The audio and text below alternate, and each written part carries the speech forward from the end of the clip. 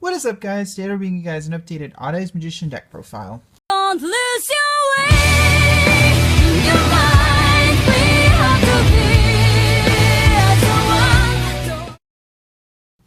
So anyway, guys, this list has kind of gone through a lot of changes because obviously the new ban list is going to be taking effect. And we are getting Pendulum Fusion when this video does go up. Pendulum Fusion will probably be close to being out. I will designate which cards are going to be changed for that card because obviously this guy is going to be a lot easier to summon now. And I did have an updated list for you guys, but in the process of getting it edited and uploaded for you guys. But the new ban list dropped, so this will be what I'll be playing early on when the new ban list takes effect. I don't have any big regionals or tournaments, so this list doesn't really comprise, you know, the sensitive cards like Ghost Dash, Dimensional Barrier. I don't have Maxi in the main board in this list. I probably will whenever I take the deck to like a big locals tournament. But anyway, we'll go ahead and get to it. So first off, we have the 3 copies of Odd Eyes Pendulum Dragon. It's pretty much staple in the deck. You could probably bump it down to 2. I have played 2 in the past, but I just like playing 3 because it helps to, if you don't have the ideal hand, which you usually won't, and putting it in the scale isn't as bad as it used to be because we have more monsters we can Pendulum summon that are bigger than 4. So yes, pretty decent. 2 Odd Eyes monsters. We have the 1 Odd Eyes Persona Dragon and the 1 Mirage Dragon. I've been waiting for this guy for a long time, and I understand, like, there's a couple of things. One, this card is $45, $50 for almost no reason. I don't know why. I got it a little while ago for a relatively good price, like 20 bucks. But it's a searchable scale 1. Its monster effect is really powerful. It can negate extra deck monster effects. You could probably play the cut this for the Pendulum Fusion if you're in Europe, or you can't play this, or you happen to be obviously not everyone can afford to get a $50 card. So Mirage Dragon, but I really like it because it's a searchable scale 1 for your Sky Iris. Here the Mirage Dragon, I mainly run it because it's a searchable scale 8. Its effects are kind of The main thing is it's level 3 that can help you climb into Nirvana High Paladin, which is one of my favorite monsters. You'll notice the extra deck, when we get to the extra deck, it's a lot of very boss monster oriented. Then, of course, we have the newly unlimited 3 Wisdom Eye Magicians. I'm so happy to finally have this card back at 3. It's just the nuts. Lone Fire Blossom from Pendulums that allows you to cycle things back from the extra deck. The amount of just pluses and cycling this card does is absolutely insane. I love it. Then the new addition to the deck is 2 copies of Dragon Caller Magician. This could probably be any number of different cards, but I noticed that my Magician lineup was pretty small. It was like 9 monsters, and I wanted to play a few more targets for Wisdom Eye. This is a very interesting card. Whenever it has a pendulum effect to be able to target a opponent's monster, make it a dragon. Then whenever it's used as fusion material, it can turn itself into a dragon. And when it's used as fusion, sync, or exceeds material, the monster that it's used with, if it battles a dragon, gets double its original attack.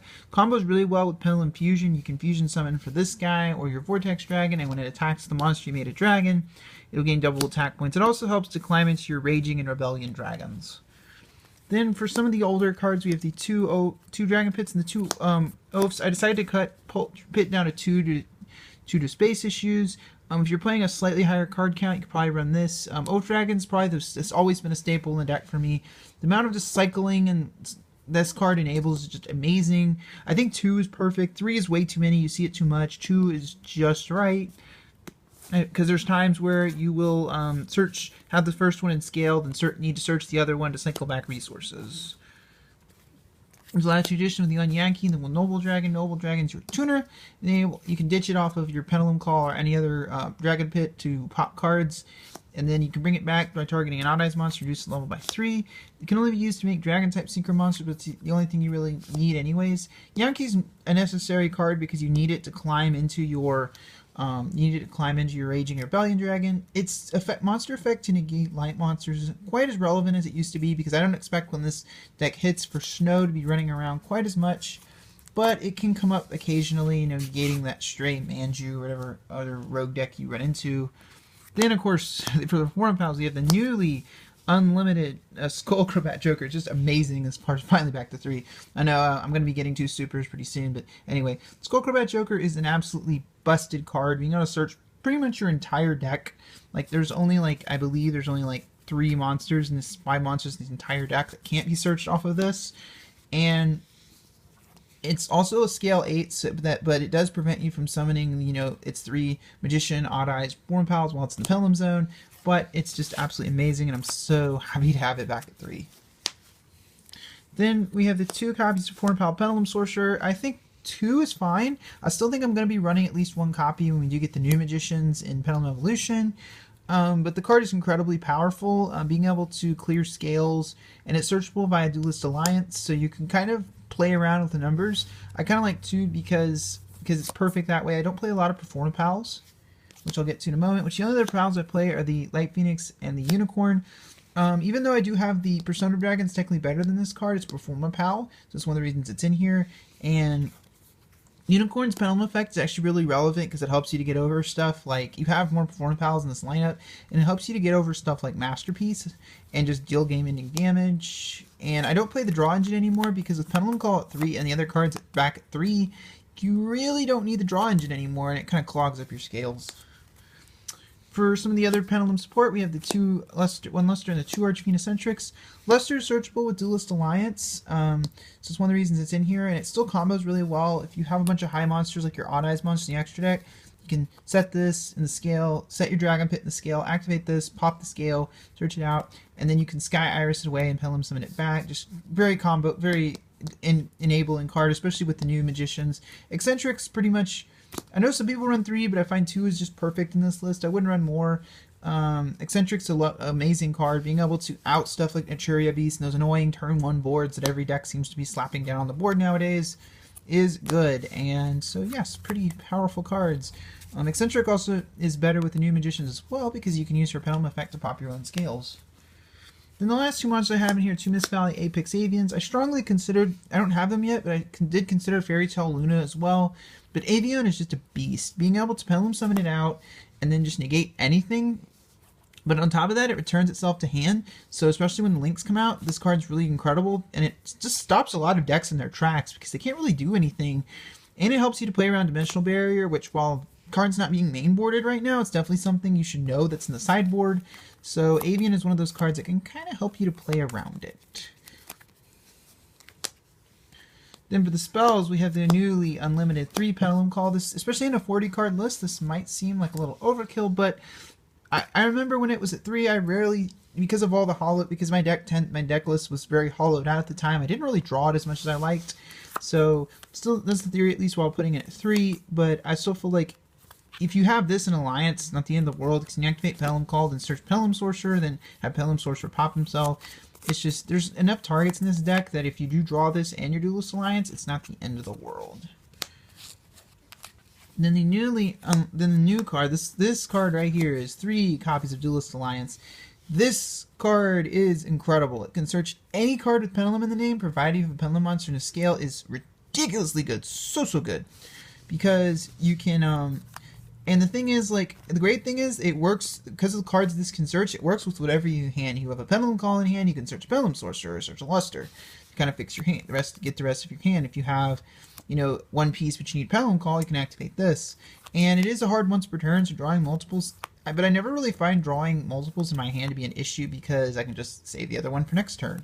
And it can get you out of a lot of pickles by, searching some cool, neat cards I have in this list. Which is for this field spell engine with the 2 Skyers and the Terraforming. I don't think I need to say too much more about these. You could play the 3rd field spell, Secret Village of Spellcasters, along with the Terraformings, but I find that this has been perfect for me. I don't feel like, since I don't play Magical Abductor, I feel like 2, this is perfect. I don't want to run 3 Sky Iris because I think it clogs. For the last 2 cards, we have the 1 Odd Eyes Fusion, 1's Amazing Pendulum.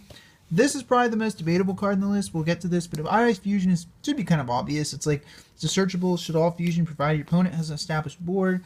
There's so many situations where you just Odd Eyes Fusion and just out your opponent's entire field. Amazing Pendulum was a new addition I added to the list because it's searchable with Duelist Alliance, so you're effectively playing 4 copies of it.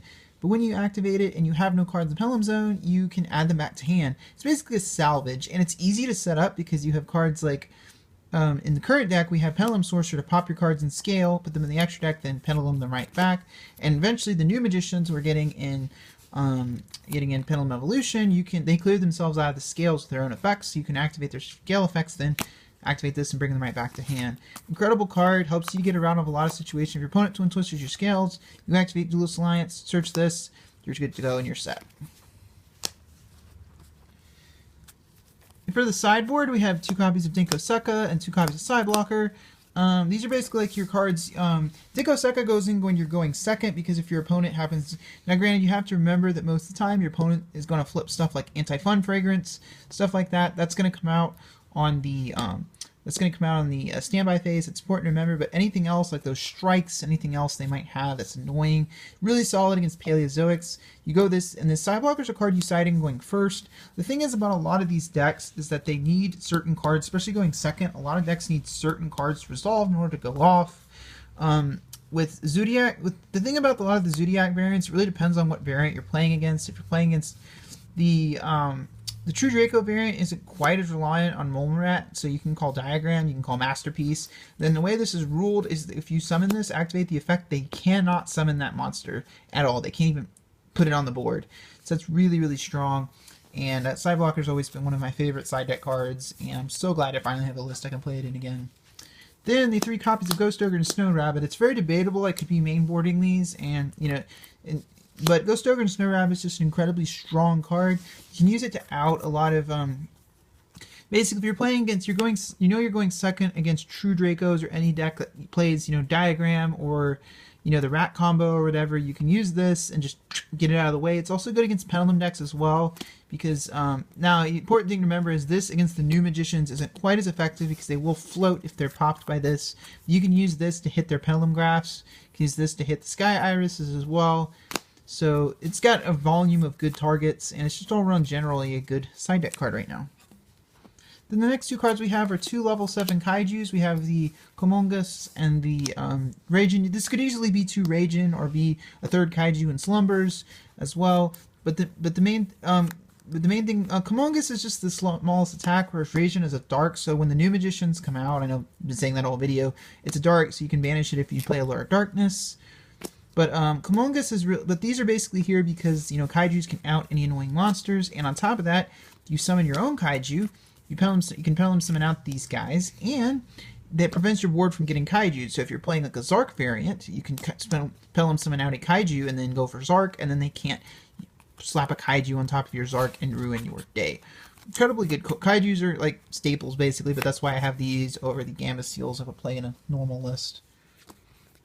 Then for the last couple cards, we have 2 Dark Holes. Board wipes are good for clearing. You do need while the True Dracos, this isn't quite good against the True Draco variants, unless if it's unaffected by spells. Being able to clear boards is pretty good against a lot of matchups. Even against dinosaurs, if they have their Tyranno and all that out, and you're under VFD, being able to Dark Hole their boards so they can't come back on you on the next turn is pretty nice. Then the new tech I added in was 2 copies of Pendulum Impenetrable. This is a very interesting card I like, because if you're unfamiliar with what this does, searchable with Duelist Alliance, because it says Pendulum in the name. Its effect is this turn, cards in the Pendulum Zone cannot be destroyed or targeted by your opponent's card effects. So what I like about this card is it's searchable, and it's flexible. Basically, if you flip this, your opponent has, like, say you're playing the mirror match and your opponent happens to go double Wisdom Eye. Well, if you flip this, they can't pop their Wisdom Eyes in the Pendulum Zone.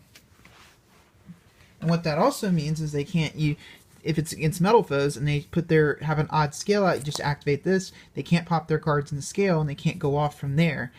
It helps a lot in the mirror match, but it also protects your scales. Yeah, Pendulum Call is a card, and it typically is enough, but the things that this negates as well, being able to negate effects like Ignister that target a card in your scale, being able to negate, Cosmic Cyclone, Unending Nightmare, any of those cards that target, because targeting is everywhere right now. You have Paleozoic Dynamiscus and the Emmet and Leonidas.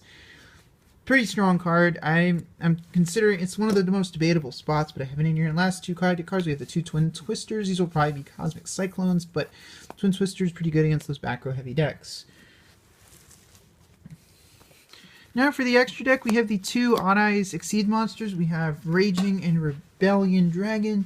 Amazing cards. Raging is the better card. Rebellion, though, I still have it in here because it's the best one to guard off your Odd Eyes Fusion, but sometimes I like to bring it out with my Absolute Dragon because when it dies, it nukes the scales, which is something that the Absolute Dragon doesn't do. You also have that if you need to get over a big monster, you have that play with Meteor Burst Dragon, where you can bring back Meteor Burst Dragon off your Absolute Dragon, then summon Rebellion off the Absolute, and then bash it into any monster, and then that monster can't activate its effect. Really solid if you're having to out something like a Cosmos Ship, a really big monster. For the rank 7s, we have the 1 Absolute Dragon, the 1 Flare Metal, and the new addition to the extras, the 1 Big Eye. Big Eye's this will probably be this guy right here, the Starving Venom, when the new fusion spell comes out. But Big Eye, Flare Metal's a card that I've debated because it's really good in some matchups, but it's so vulnerable to Kaijus that it tends to get almost always, like, it tends to cause a lot of decks problems because if they have board wipes, they can't get over this. But most of the time, if they have a Kaiju, it gets Kaiju'd in you. The good thing about Absolute Dragon is actually Kaiju proof because the way the effect is worded, it's if it sends the graveyard by any means, if it's Exceed summoned, you send it to the grave and it activates. So even if they Kaiju this, it still activates. So it basically forces your opponent to Castell it or bounce it in some form or method to prevent it from triggering. Big Eye is a little bit more relevant because you will have more mirror matches. You will have more level 7 monsters running around to steal and then make a material with.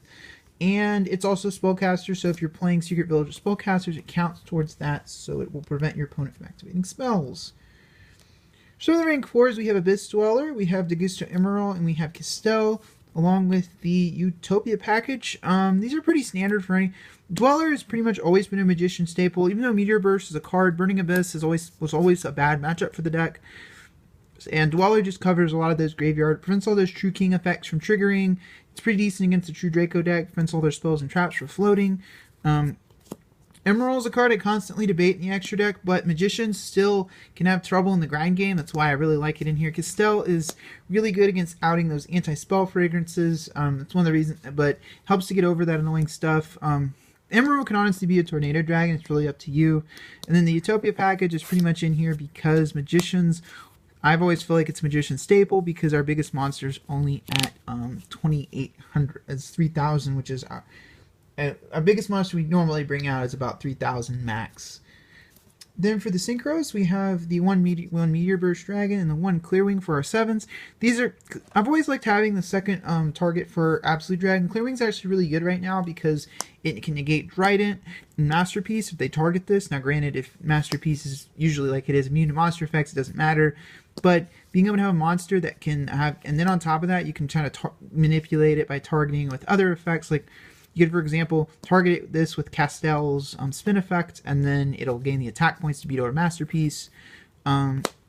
Meteor Burst is pretty good because it prevents battle phase shenanigans, and it's always been a staple in a lot of my decks. Then for the last 2 Synchros, we have the 1 Ignister. I know something's bad, and then the 1 Nirvana High Paladin. Ignister is pretty much a staple in any Pendulum-based deck that plays Luster Pendulum or can Synchro Summon. It's amazing. And Nirvana High Paladin is just, I love this card, and I have a deck that can efficiently summon it. I'm going to run it. It's a 3,300 body as well, so it gets over a lot of annoying stuff. And the only fusion monster is 1 Odd Eyes Vortex Dragon. So anyway, guys, in the comment section below, you guys think of this list? What changes would you guys make? What things do you recommend? Let me know down below. As always, thank you guys for watching. So Storm signing out.